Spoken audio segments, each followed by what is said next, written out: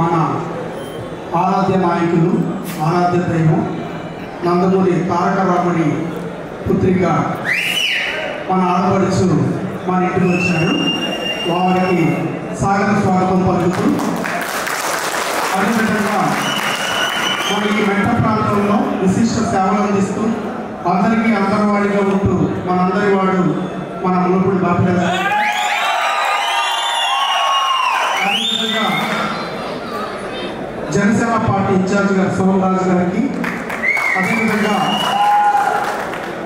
BJP జిల్లా అధ్యక్షుడు దత్తి గారికి, అదేవిధంగా జనరల్ సెక్రటరీ రాజు గారికి, అదేవిధంగా వాసు గారికి, నాగరాజు గారికి, ఇతర పెద్దలందరికీ కూడా వేదిక మీద ఉన్న ప్రతి ఒక్కరికి కూడా పేరు పేరున శుభాభినందనలు తెలియజేసుకుంటూ, ఈరోజు ఇంకో విశేషం ఏంటంటే అంబేద్కర్ గారి జయంతి.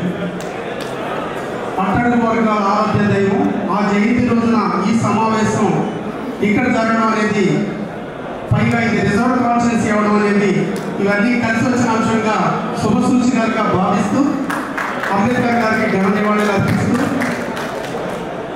మరొక 27 రోజుల్లో ఒక ఎన్నికలకు వెళ్ళబోతున్న తరుణంలో మనందరం ఇక్కడికి వచ్చాం.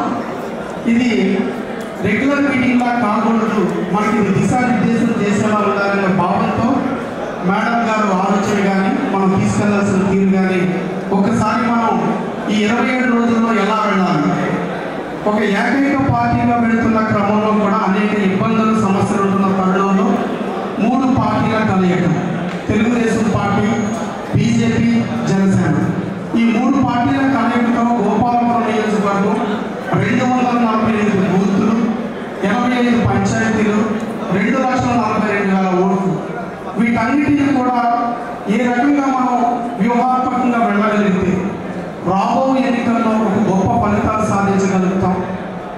ఎలా అయితే ఓటు ట్రాన్స్ఫర్ జరగాలి, ఇక్కడ అసెంబ్లీ అభ్యర్థిగా తెలుగుదేశం పార్టీ అభ్యర్థిగా నేను పోటీ చేస్తున్నప్పుడు బీజేపీ ఓటింగ్ కానీ జనసేన ఓటింగ్ కానీ తెలుగుదేశం పార్టీకి ట్రాన్స్ఫర్ అవ్వడం కావచ్చు, వీళ్ళ మీద ఎలాంటి కోపం ఇది కానీ లేకుండా వాళ్ళ కోసం తపన పడిన ఒక మంచి నేత. నిజానికి ఆయన దగ్గర పనిచేసిన తర్వాత నాకు అనిపించింది, ఇలాంటి నేతగా ఈ రాష్ట్రానికి ఉండాల్సింది, ఈ రాష్ట్రాన్ని నడిపించాల్సిందని. ఈ రోజున ప్రపంచవ్యాప్తంగా భూగోళంలో ఏ దేశం మీద మీరు వెళ్ళి అక్కడ చూస్తే తెలుగు వారి ఉనికి ఉందంటే అది శ్రీ నారా చంద్రబాబు నాయుడు గారి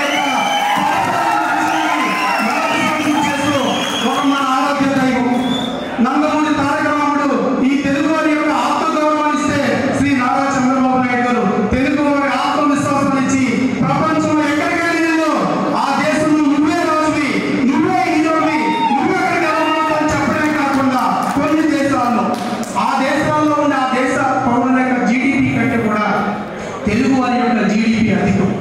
అంత స్థాయికి తీసుకొచ్చిన శ్రీ నారా చంద్రబాబు నాయుడు గారు ఒక పక్క ఒక హీరో, ఒక తత్వవేత్త, ఒక సామాజిక విప్లవవాది, రాజకీయ నాయకుడు ఎలా ఉంటారో చూపించిన నాయకుడు పవన్ కళ్యాణ్ గారు.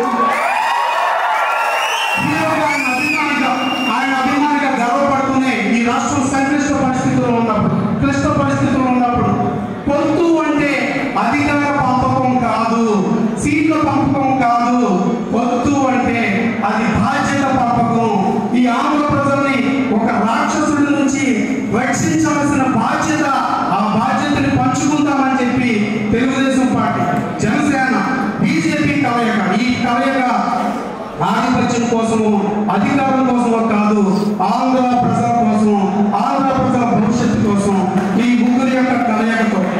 అయితే నాతోటి వాడు ప్రతి సామాన్యుడు దళిత కుటుంబంలో పుట్టి, మధ్య తరగతి కుటుంబంలో పుట్టి, చదువుకునే రోజుల్లో కూలి పని చేసుకుంటేనే నా చదువు కొనసాగుతుందని చెప్పి కూలి పని చేసుకుని చదువును కొనసాగించి సాఫ్ట్వేర్ ఇంజనీర్ అయ్యి నెలకు 2 లక్షల జీతం వస్తున్న తరుణంలో కూడా ఈ సమాజానికి ఏదో చెయ్యాలి, నేను మళ్ళీ ఈ సమాజంలో నాలాంటి వాడు ఎంతో మంది పేద కుటుంబాల్లో అక్కడే ఆగిపోతున్నారు, పరిస్థితులు అనుకూలించగా కనీసం నా పోటీ కొంత సాయం చేయగలిగితే అలాంటి వందలాది కుటుంబాన్ని చేయాలని కొన్ని సేవా కార్యక్రమాలు చేసినప్పటికీ అది నాకు తృప్తినివ్వగా పూర్తిగా నేను ప్రజాసేవకు అంకితం అవ్వాలని ఈ రోజు నేను ఉద్యోగాలు వదిలి ఇక్కడికి వచ్చి సేవకు అంకితమై 8 సంవత్సరాల కాలం, ఈ 8 సంవత్సరాల కాలం నా పోరాటం, నా పైన కేవలం ప్రజల కోసమని రోజు నేను ఇక్కడికి వచ్చిన సందర్భంలో గోపాలపురం నియోజకవర్గ ప్రజలకి, కార్యకర్తలకి, నాయకులకి అందరికీ కూడా పాదాభివందనాలు చేస్తున్నాను.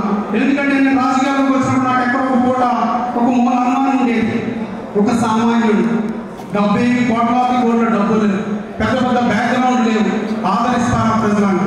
ఈ రోజున ఎంత గర్వపడుతున్నానంటే గోపాలపురం నియోజకవర్గంలో ప్రజలు నన్ను దగ్గరికి తీసుకొని సొంత బిడ్డలాగా నన్ను ఆదరించి ప్రతి విషయంలో ఈ సంవత్సరంగా నన్ను ఆదరిస్తున్న తీరు, నన్ను నడిపిస్తున్న తీరు మీకు పాదాభివందనాలు తెలియజేస్తూ, నాకు కరోనా సెకండ్ వేవ్లో సీరియస్ అయి ఐసీయూలో ఉన్నప్పుడు వారం రోజులుగా ఆక్సిజన్ పెడుతున్న రికవరీ ప్రాసెస్లో డాక్టర్లు వెంకటరాజు గారు చనిపోతున్నారని ఒక కన్ఫర్మేషన్ ఇచ్చిన సందర్భంలో భగవంతుడు ఒక మాట అడిగాను.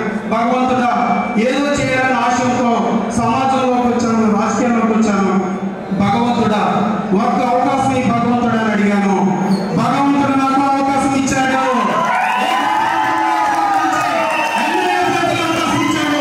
ప్రజలకి పాదాలకు మొక్కుతూ నన్ను కూడా ఒక అవకాశం అడుగుతున్నా. నన్ను, మేడం గారిని, నన్ను అసెంబ్లీకి పంపండి, మేడం గారిని పార్లమెంట్కి పంపండి.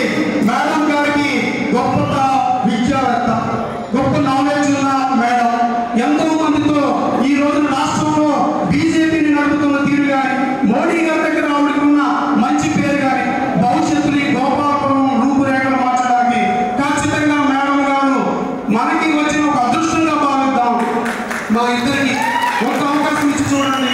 ఇక్కడ నేను కానీ మేడం గారు ఎంపీగా కానీ వారి సహకారంతో ఈ నియోజకవర్గం సమూల ప్రక్షాళనతో కూడిన పాలన, పారదర్శక పాలన, అభివృద్ధిలో కానీ సంక్షేమంలో కానీ 2024 ముందు, 2024 తర్వాత అనే విధంగా ఈ గోపాలపురం రూపురేఖలు మార్చడానికి ఖచ్చితంగా శ్రమిస్తామని తెలియజేస్తూ, అదేవిధంగా నాకు అడుగడుగున 2014 నుంచి ఈ రోజు వరకు నాకు అండగా నిలబడి నన్ను ప్రోత్సహిస్తున్న మల్లపూడి బాబురాజు గారికి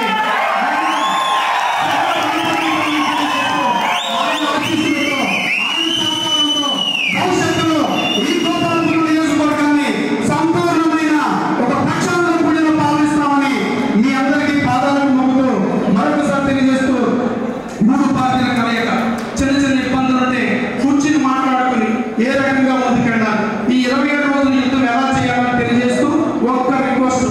ఎందుకంటే 7 నియోజకవర్గాలు ఉన్నాయి మేడం గారికి. రేపు ఎన్నికలు పోలింగ్ జరుగుతుంది, కౌంటింగ్ జరుగుతుంది, రిజల్ట్ బయటకు వస్తాయి. ఖచ్చితంగా ఎప్పుడైతే మనకి 7